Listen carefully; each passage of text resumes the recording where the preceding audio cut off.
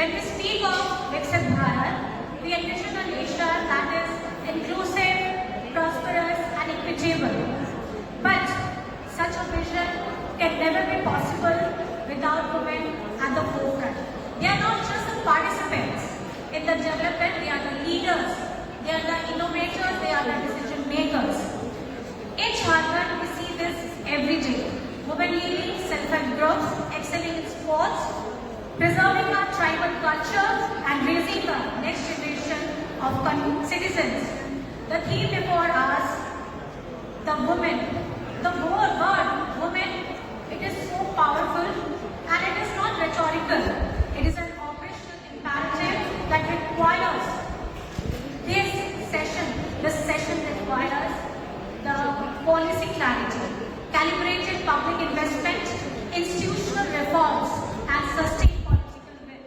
Today, with constitutional safeguards, expanding education and the greater awareness, we see women are breaking barriers in technology, governance, sports, business.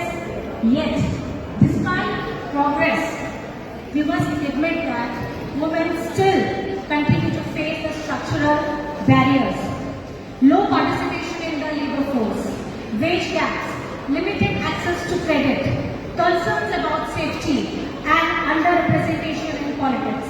We must accept that their representation and their recognition are still not commensurate with their potential. In Jharkhand, we draw strength from our tribal heritage, where the women play a central role in the economy, particularly in agriculture, forest produce and handicraft. I am proud to say that Jharkhand has placed women at the center of its development agenda. Our girls in Jharkhand have shown outstanding achievements in sports, from the hockey fields to athletics, carrying the name of the state, carrying the name of the nation to the global platforms. In Jharkhand, we have recognized the empowering women is not an option, it is a necessity.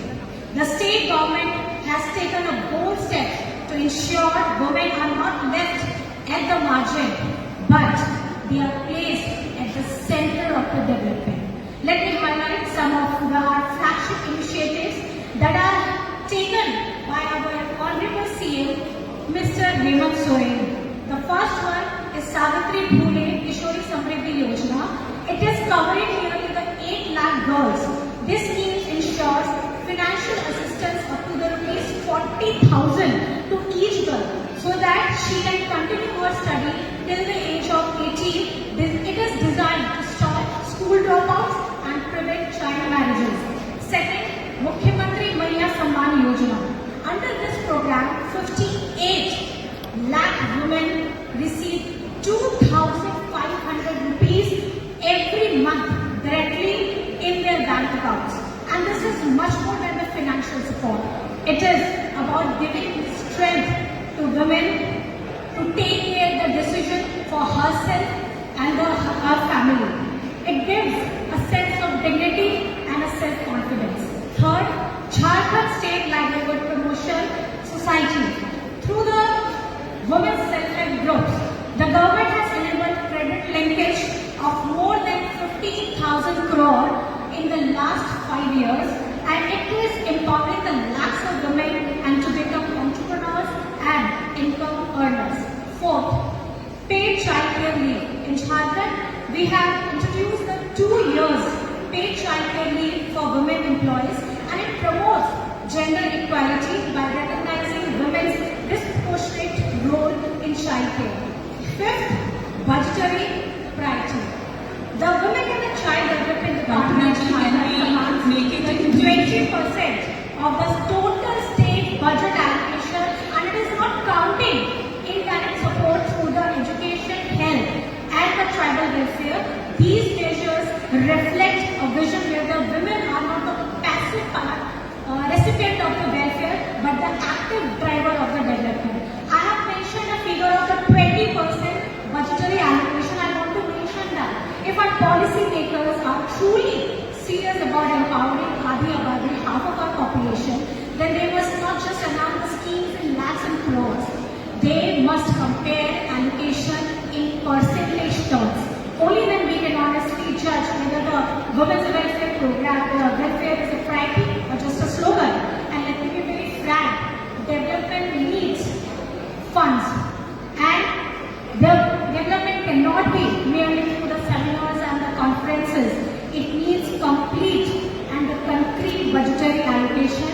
I must, with due respect, draw the attention to the union government's record. The Ministry of the Women and the Child Development has allocated around the 26,000 crore. At a first glance, it seems impressive, but let me ask you a complex question. Is it enough?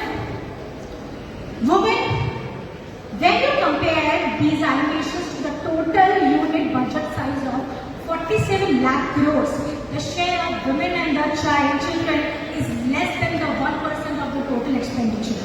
And when you look closely, most of the money goes to the routine schemes like the RCDS and the Portion 2.0 schemes that are necessary. Yes, but far from sufficient. Challenging change in India when it comes to the budgetary priorities, women are still at the margins. Ma'am, with due respect, I just want to get other people also. Yes, ma'am. Thank you so much, ma'am. Just because I just want to end in 2 minutes, ma'am. And if we truly want the women-led development for the Viksit Bharat, the central government must substantially increase allocations to the Ministry of Women and the Child Development from the less than the 1% of the total expenditure to at least 3 to the 4% within the next 2 to 3 years. And this is from the my side, ma'am. And because of this, I just end with the one tribal quote. हमारे झारखंड में आदिवासी समाज में कहा जाता है कि पेड़ अपने तने की वजह से नहीं बल्कि अपनी जड़ों से मजबूत होता है, और महिलाएं भारत की जड़ें हैं।